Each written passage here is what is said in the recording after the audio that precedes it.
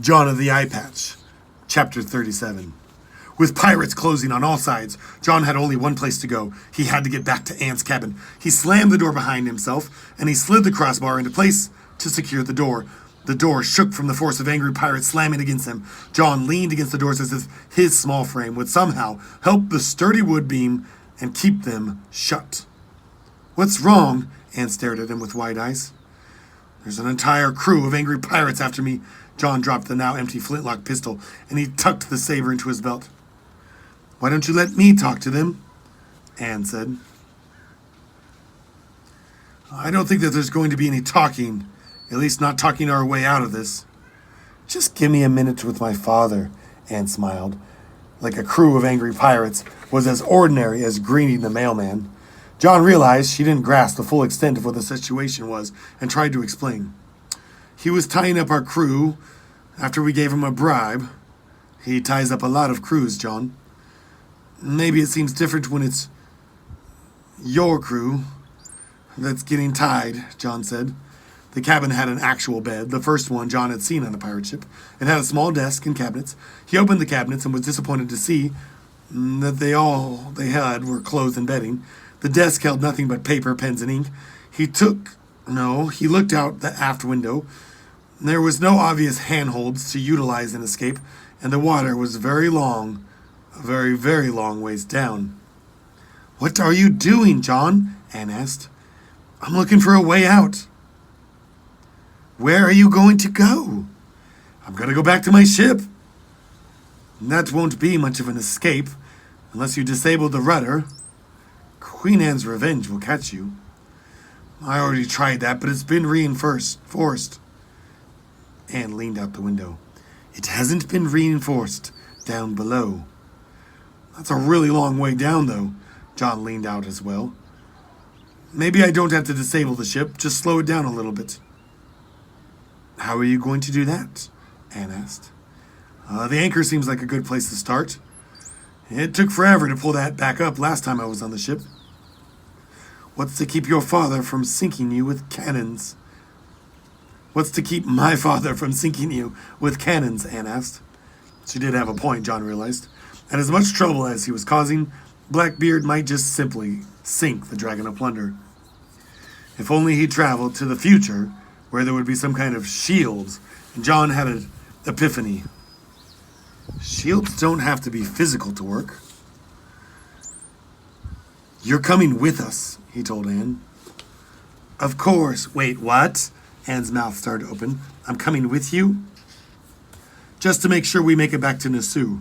Blackbeard won't fire cannons at us if you're aboard." John gathered the sheets from Anne's bed and tied them together to make a rope. "So this is a ransom kidnapping after all?" Think of it more as me helping a friend. Or you helping a friend?" John double-knotted the sheets to the curtain rod fastened over the back windows. Anne's face became a stern glare that would even put a shiver down Blackbeard's spine. "If you're here when I get back, I'll consider it a yes." He grabbed onto the bedsheets and he swung out of Anne's cabin. He had to kick off the hull of the ship to send himself around the back corner of the vessel. The turquoise sea was beneath him, and for a moment nothing was around him but the wind. The sheet caught the edge of the ship, and he swung around to the port side of the ship, where there was a bounty of rigging. He grabbed onto the rope that connected the sails, realizing he was holding on to both a bedsheet and a sail sheet simultaneously, even though the bedsheets were loose and the sail sheet was the same as regular rope.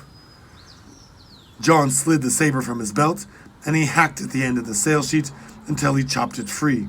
The top of the sail sheet ran all the way to the mainmast, letting John swing from the aft all the way to the bow of the ship.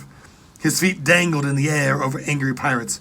Among them was Blackbeard, the giant pirate king, who stood with 4 smoldering fuses extended from under his hat, making a fiery crown around his head.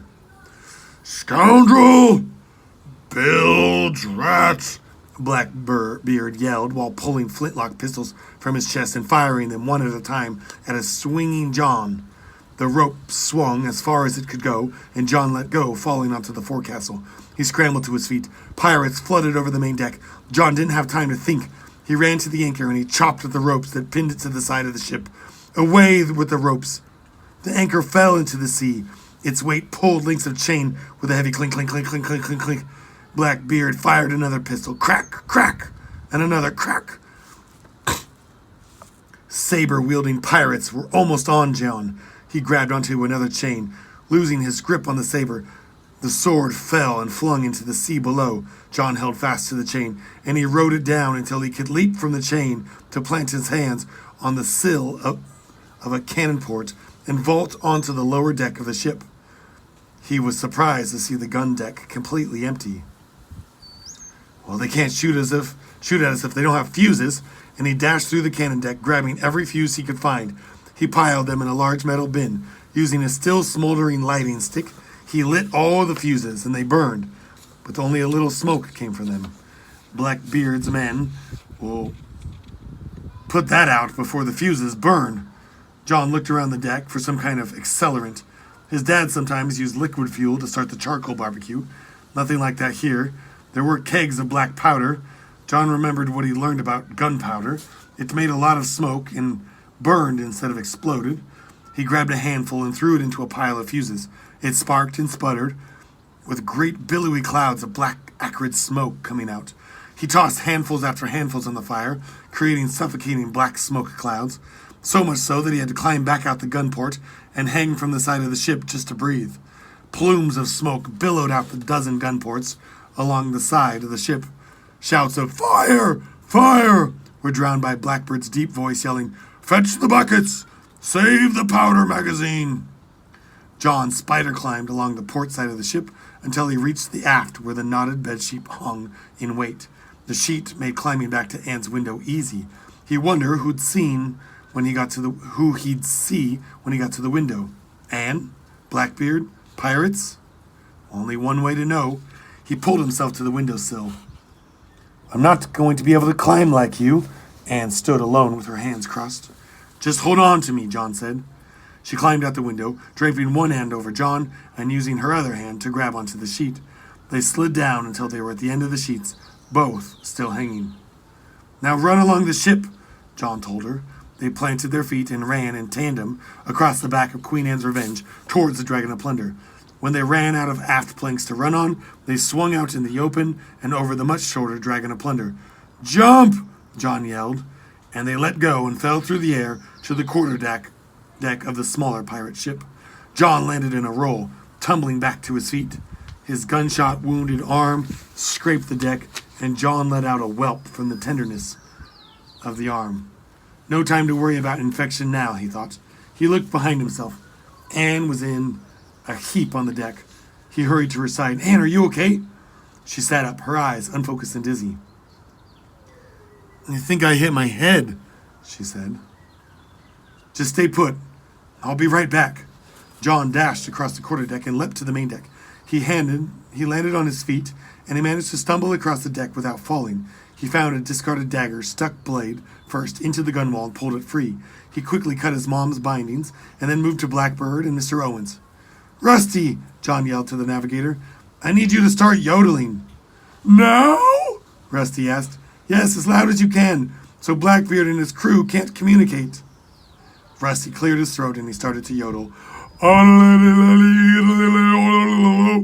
"And Blackbird, I need you at the helm. We only have a short head start." John glanced to the smoke still flowing from Queen Anne's Revenge. "You're going to have to sail like you did to keep in front of the hurricane. Go, go." "Yeah, you got it, boss," Blackbird said, the captain of the ship, as he climbed the ladder of the quarterdeck. "Mr. Owens, loosen the sails," John yelled to the quartermaster. "Aye, full sails, me hossies." Mr. Owens and a group of freed pirates began dropping the sails. "Mom, I need you to go home." John tossed the amber medallion to his mom. She caught the medallion, looked at it, and turned it over, and tossed it back to John. "You don't tell me what to do, mister. Somebody has to cut us free." She grabbed a saber and began cutting the grappling hooks that held the two ships together. As the last rope was cut away and the sails fully opened, the ship lurched away from Queen Anne's Revenge. The wind was brisk, and they made a good head start from the smoldering, much larger vessel. Even as Queen Anne's Revenge struck towards the horizon, the giant plume of black smoke rose as a reminder of the ship's position.